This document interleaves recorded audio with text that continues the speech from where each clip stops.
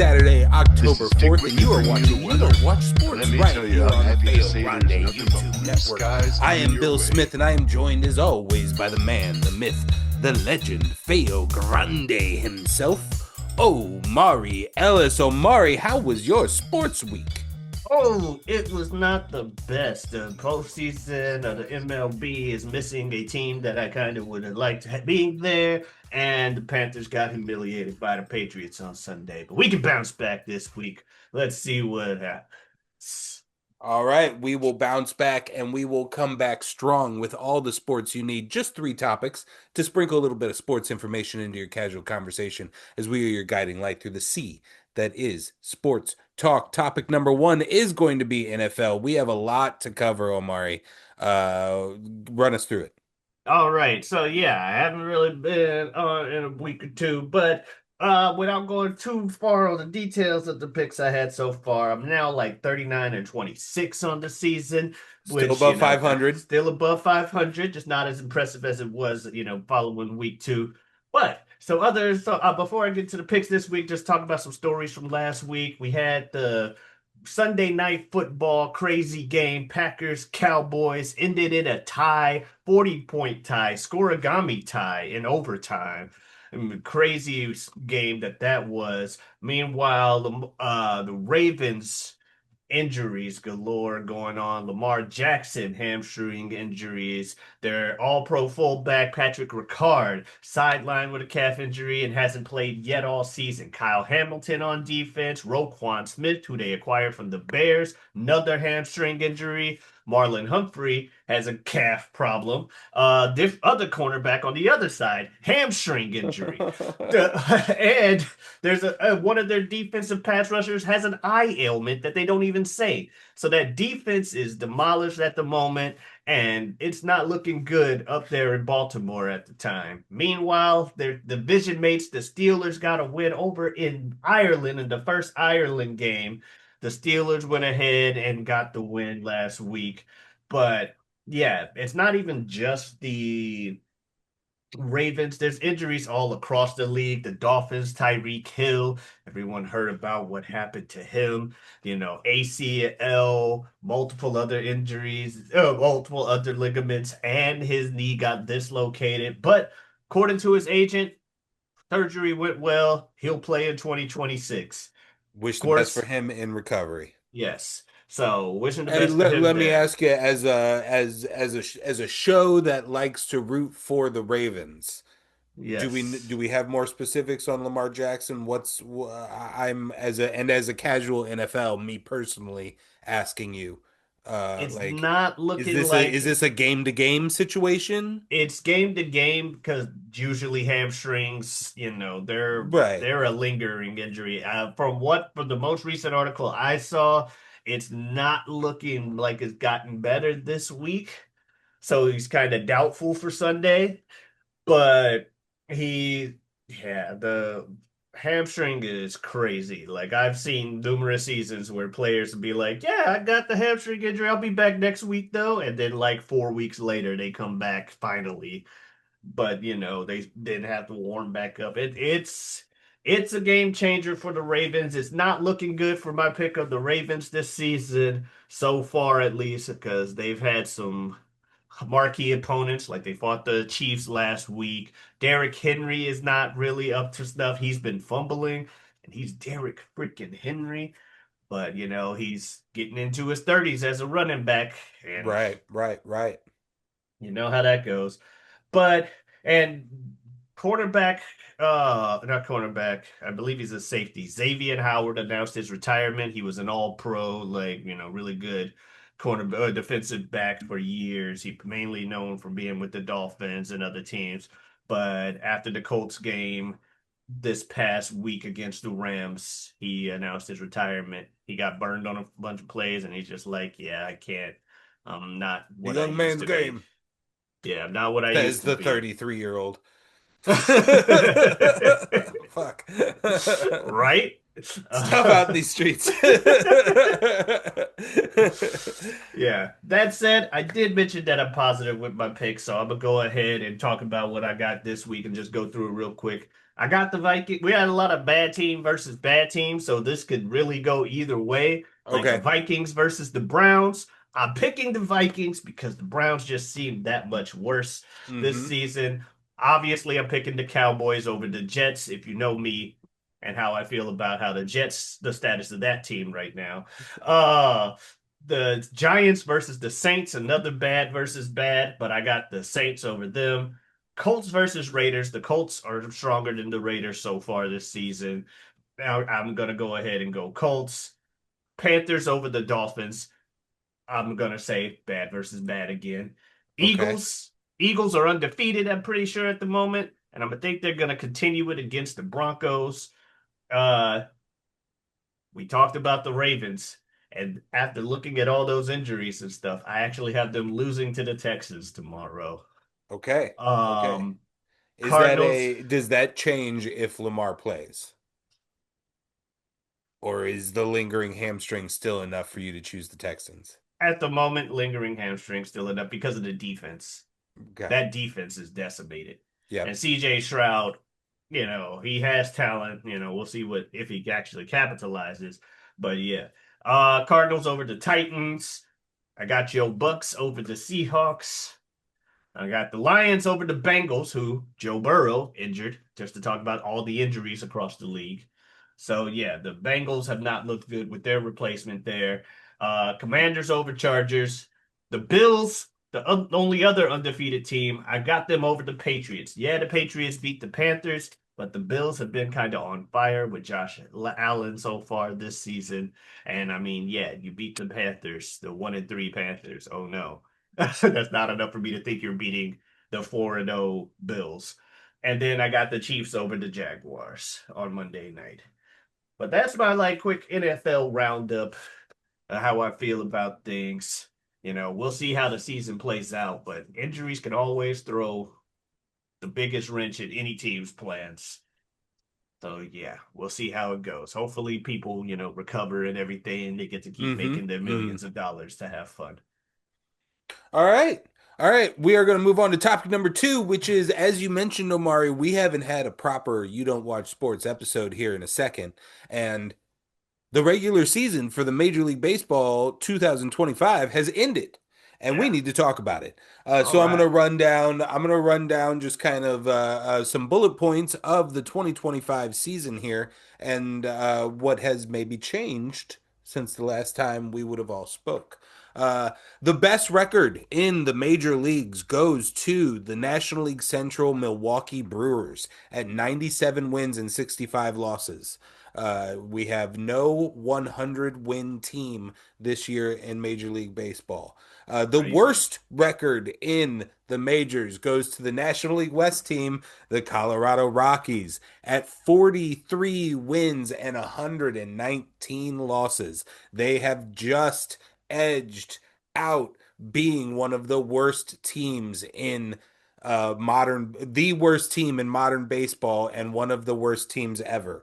Oh, I have a graphic for you, Omari. Of you have you're in competition with the 1916 Philadelphia Athletics with 36 wins.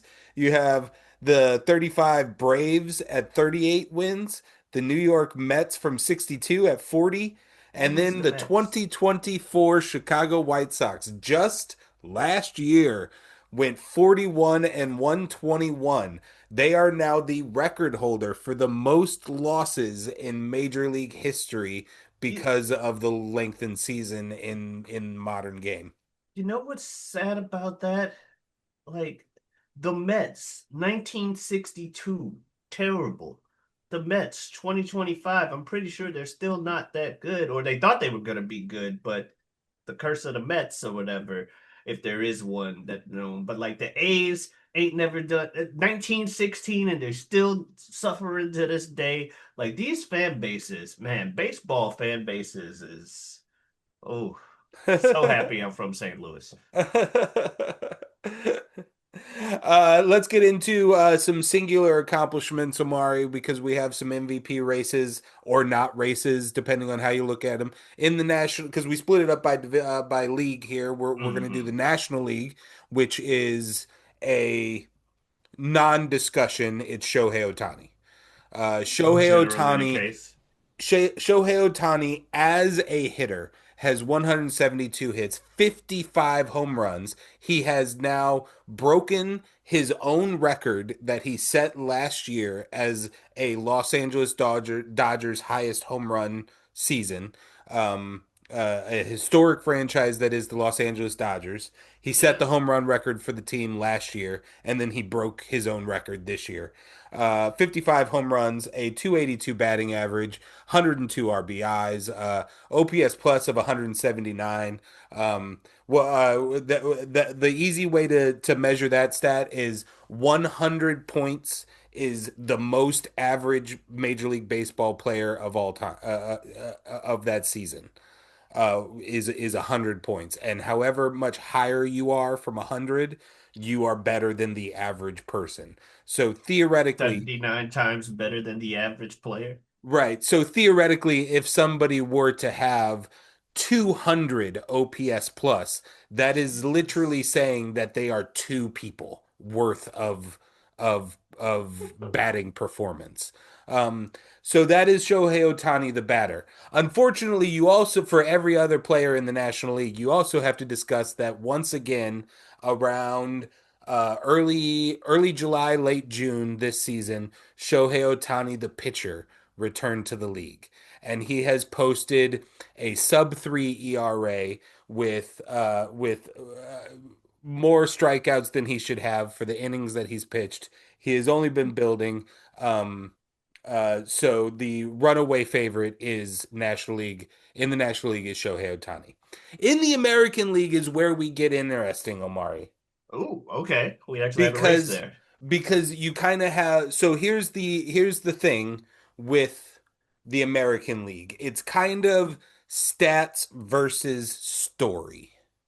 Ooh, Um, you have on the New York Yankees Aaron Judge, okay. who, if Shohei Ohtani did not exist, there would be zero discussions.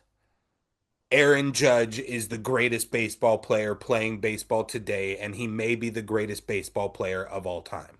All time is crazy. Because Shohei Ohtani exists, the discussion is more to Aaron Judge may be the greatest hitter of all time. That's a that those are high remarks. Do you remember what All I told time. you about OPS plus? Yes. Aaron Judge Oh, has a 215 OPS I plus. just saw it. He currently this year he has 53 home runs while batting 331. Shohei Ohtani, for reference, was batting 282, and that is very good. Yes. 331 is 3 crazy. 31 is better. Yes. Better and ridiculous, if I remember correctly, from what we've talked about over the times. Um, so Aaron Judge is currently clocking statistically one of the greatest hitting seasons of all time. Yeah. And he's only in a conversation with a season that he had himself 2 years ago and like three other Hall of Fame legendary greatest of all time players. However, However, there's a gentleman in Seattle named Cal Raleigh okay. who has hit 60 home runs, Omari. That's a lot. That used to be record numbers, I'm pretty sure. That is a very, very, very small class. Even Yes. when you include known or strongly suspected Suggested, yeah. steroid users, Hmm. that class is still only like 6 people. Yeah. If And you remove steroid users, that class is only like 3 people. yeah, It is that's an incredible 60 is number. a mhm. It's like every other game almost. Or yeah. However, now on the hitter side, Cal Raleigh's batting average is 247, a much stronger drop than Aaron Judge. Okay. His slugging percentage is almost 100 points less than Aaron Judge. His OPS plus is significantly lower. His OPS is significantly lower. But Cal Raleigh is a catcher. Cal Raleigh squats all summer long. He receives 100-mile-per-hour fastballs into his hands all summer long. The record for a catcher hitting home runs is in the 40s, and Jeez. that's only happened twice. It just doesn't happen. No. By August and September, even honestly by July, your catcher is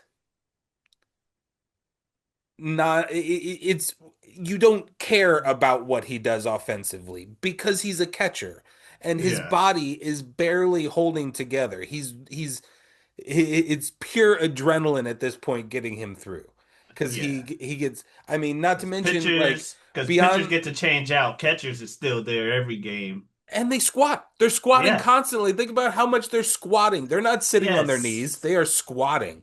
And not only that, almost every single game they will get hit by a foul ball. 102-mile-per-hour ball off of a bat hitting them 16 inches away from where it came off of the bat. Like these are some tough SOBs. Yeah. And this is the And toughest Cal at the Raleigh managed to be a great defensive catcher and defensive leader of his team in the shadows of a Yadier Molina-esque Mhm. defensive type catcher while also hitting 60 home runs. That's So this is the crazy. story that we're talking about with the AL MVP race. Yeah. And I can see it. So I do know that it's a thing in the other sports where it's become over time because you mentioned stats versus story and Hmm. stuff. A lot of the other leagues have grown to the point because of the day and times we're in where they kind of ignore story aspects of things and they're just like best player, best team type crap. I'm happy that in that MLB seems to still be taking that kind of stuff into consideration. Like, hey, he's on the Mariners, and the Mariners are relevant this season, primarily, I'm assuming, because of this guy. And that should, you talk about Yeah. value added to a team.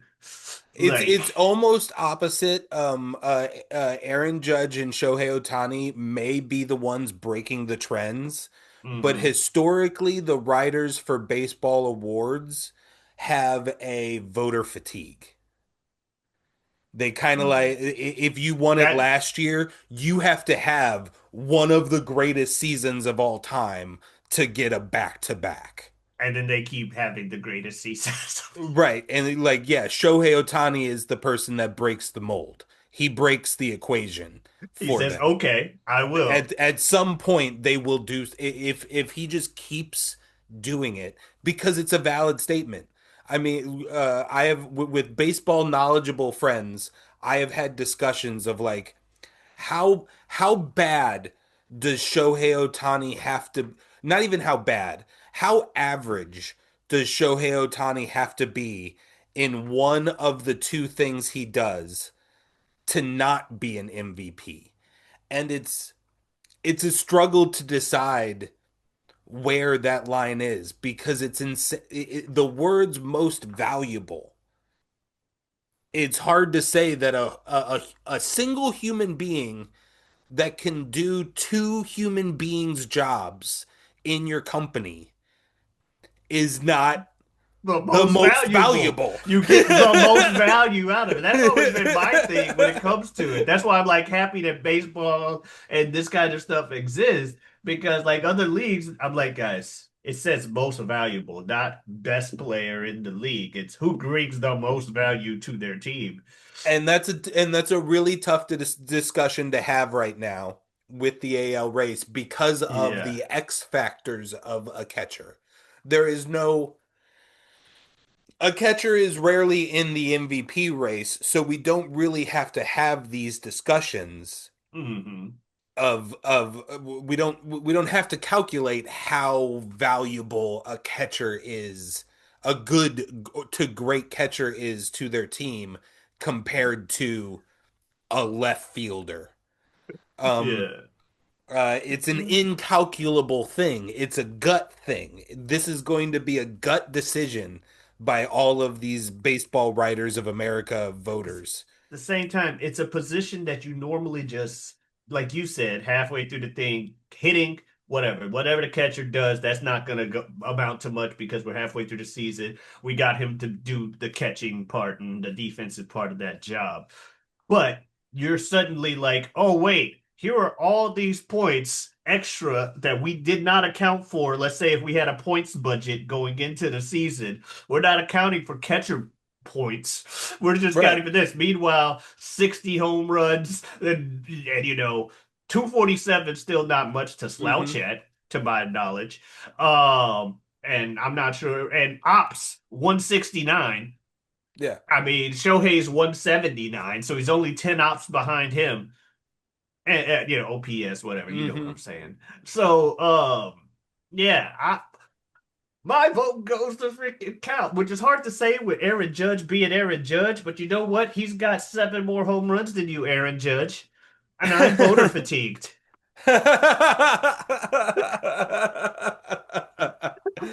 All right, let's move on to some of the biggest surprises of the 2025 season. First off, you Cal gotta Raleigh.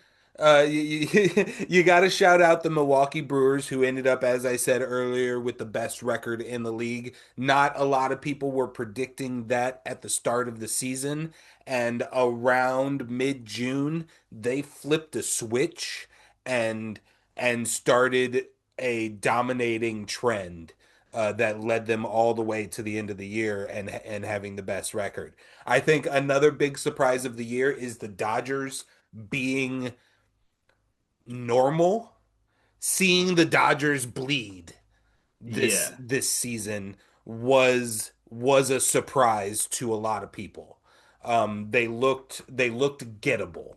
They Yeah, are because we started off talking this season just like, give it to him. right, but the thing was, they almost always led their division, if not always led their division the entire season.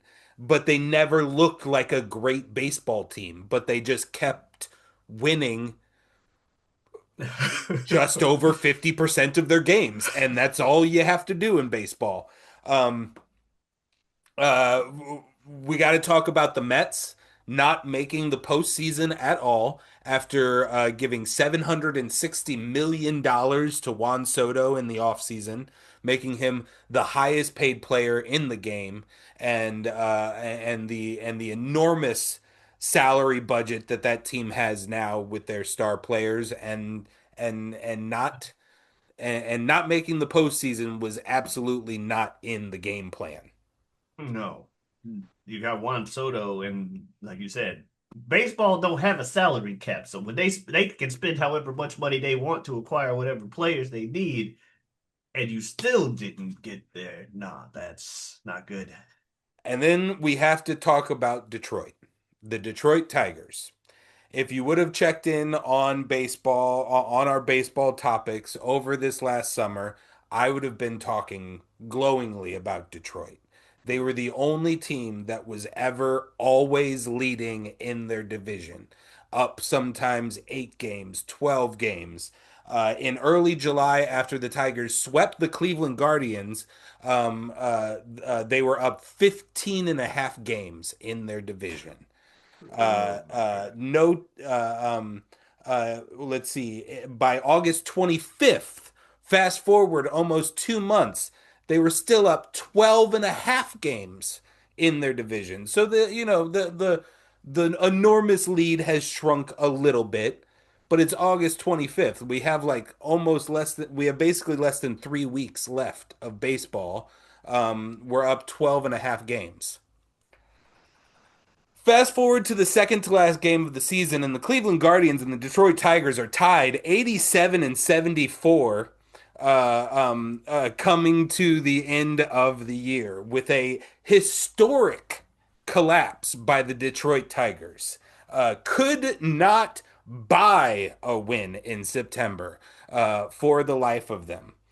Um, Telling you, at man. at this point on Saturday morning, the Detroit Tigers, after leading the division the entire season, woke up not sure if they were even going to make the postseason.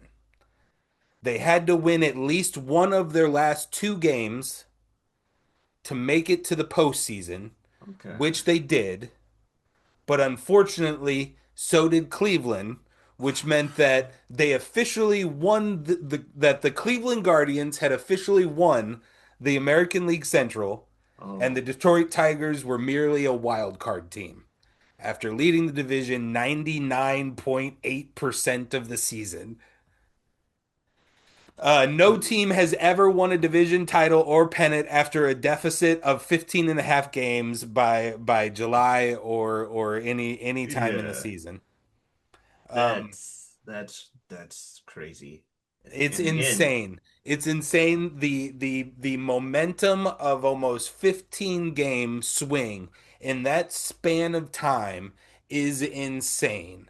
And at the end of the day, when you get to the playoffs, none of it matters because in one single game, the Detroit Tigers beat the Cleveland Guardians and swing all of that momentum right back the other direction. They met in the first wild card series of the season.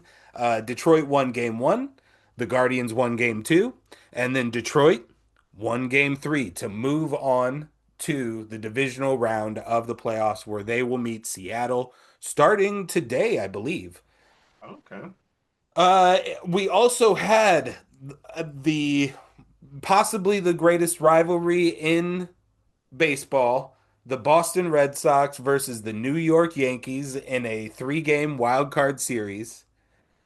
Boston won the first game, New York won the second game, and then New York Yankees won the third game. All of these games were back and forth, low digit games until finally the final game of the Boston New York series, where New York won 4-0 to move on to face Toronto in the divisional series. Another contested series was the San Diego Padres and the Chicago Cubs, where the Chicago Cubs kind of surprised most analysts and ended up defeating the San Diego Padres 2 games to 1 to move on to the division series against the heavy favorites, the Milwaukee Brewers. And then finally, we had in the wild card series, although LA was not a wild card, you have your wild card members and then you have your best records in you have your worst record division winners. So Okay. Dodgers, although they were not a wild card, they had one of the lower win totals of a division winner. Gotcha. So they're playing here in this game in this series, and they absolutely dominate the Cincinnati Reds. I don't know if it's a playoffs turn on switch thing that the like level that the Dodgers have reached at this point. Um, but in 2 games, they scored 18 runs. Um, Absolutely embarrassing, spanking the Cincinnati Reds. The only runs made by the Reds were deep in the games, off of relievers. In you don't want to say garbage time because it's the postseason and anything can happen. You always want to protect the lead, Yeah. but it wasn't. like they weren't throwing out their like their biggest arms out of the bullpen kind of thing, you know? Um, so the Dodgers move on to probably the must-watch series of the postseason, the against the Philadelphia Phillies. That series is going to be a big one. So that's it. That's our postseason right here. Let me run through it one more time, and then since we haven't done it yet, we got to make our picks. Yeah. So we have the Detroit Tigers going up against the Seattle Mariners. The Seattle Mariners have home field advantage here. You have the Uh-huh. New York Yankees going up against the Toronto Blue Jays. Blue Jays, Toronto have the home field advantage. Milwaukee Brewers, Chicago Cubs. Milwaukee has the home field advantage. Los Angeles Dodgers, Philadelphia Phillies. Phillies have the home field advantage. Who's Hmm. moving on? Who's your World Series winner? Okay, so Detroit versus Seattle. I can't think of any time that Detroit's won the World Series. You would know more better than me. Uh, I know Seattle's had an adult history that has not been great. There's like a whole documentary on YouTube about the life of being of the Seattle Mariners. I'm good, but because of that documentary and because of Cal Rayleigh's story, I'm rooting for Seattle and that. I got Seattle coming across the Tigers. The Tigers had that collapse and luckily made it still through, but they went against Cleveland. Another, yeah, I'm going Seattle in that one. LA over Philly. Riding the big dumper, You Seattle. know, you know how hard, you know how hard it is for me to pick between like the Brewers and Cubs. Um, I don't. I'm a Cardinals fan. I don't want to pick the Cubs to win the series, but I'd also feel like. But you know what? I don't hate the Brewers as much as I, you know, am toward the Cubs. CM I'm gonna Punk say narrates the Cubs playoff hype good for package. him. He's Chicago. I He's I going don't to know if do that it. was helping you. I don't know He's if that, going to do that. I don't know if that stat would. I don't know if that bullet point He's would just going to help do you that. lean a direction. I don't know. Nigga, the Undertaker could narrate the Patriots package. I'm not rooting for the goddamn Patriots. Now I don't now my feelings toward the Cubs aren't as strong as the Patriots, but you get my point. Bottom line is I got Brewers over Cubs, and then Yankees versus Blue Jays. Man, Yankees are getting lucky for me because I don't like them because they have more wins than us, World Series wise. But they went against Boston and now they're going against Canada. And one thing we've noticed on this show is that when it comes to these things, I have one pick, three letters: USA, USA, USA. So I'm gonna go ahead and say the Yankees over the Blue Jays because they got the judge, Mr. Okay, Aaron. And so I got the MVP, AL MVPs going head to head in that. that's a great that's a great series. I like that shout. Yeah, I like that. And so I'm gonna go. I'm saying screw it. Let's go Seattle. This is the time. Get upset them. Let's go. And then what is it? Dodgers versus Brewers. Dodgers. So Seattle versus Dodgers. I can't.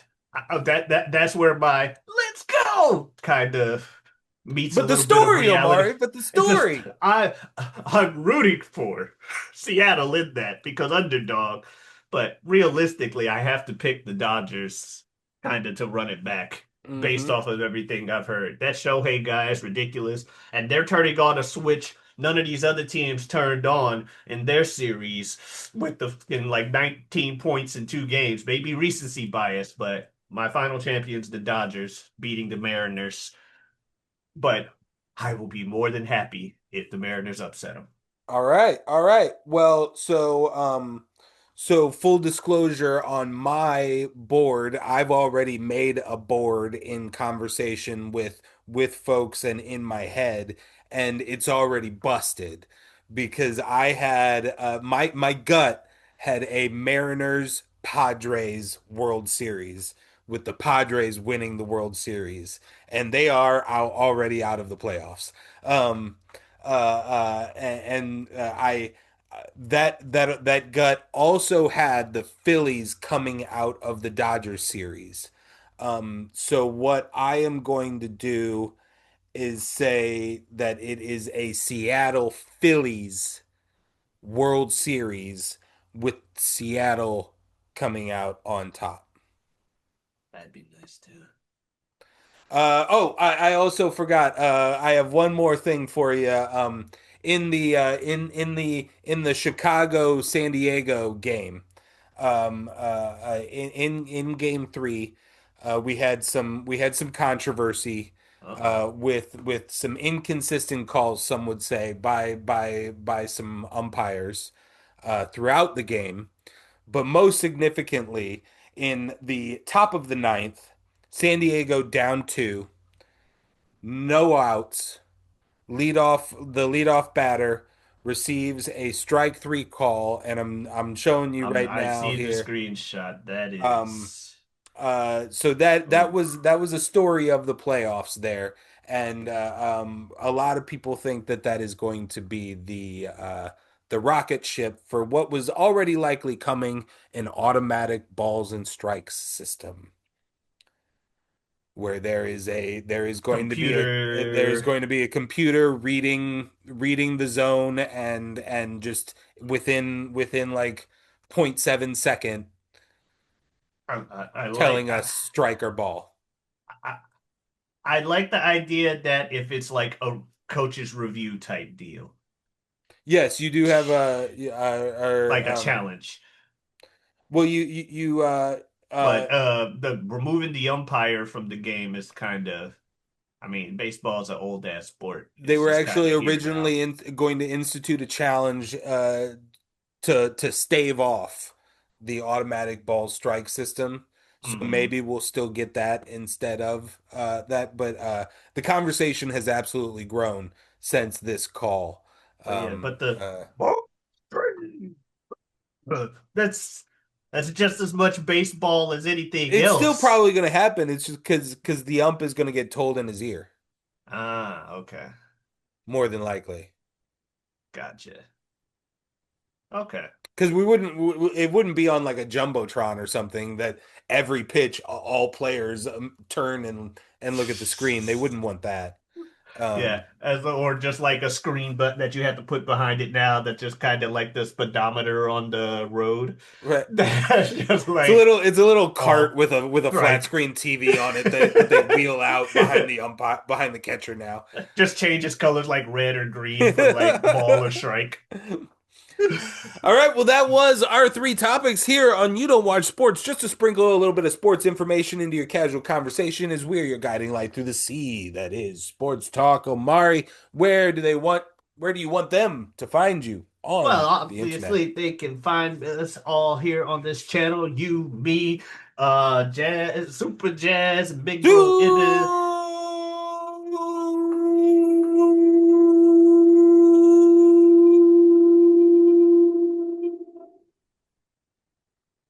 Super Jazz. Thank you very much. As nature intended. And Big Bro Ibn, find all the contents with us on the channel from there. We also have a show on Tuesdays, trading media back and forth. A lot of it modern at the moment from this year as we go into October. Some of it's spooky as well. Catch that on the channel. Obviously, you can also find me on Twitter and Twitch at Giotavi. That is Giotavi. Come on in, stop on by. I have streamed every day in a row for a year already and keeping it going. Streaming Earth Day 240. You know what that means. Bill, you got anything else you want to No. say? All right. Thank you guys very much. You have a good one. Adios, this.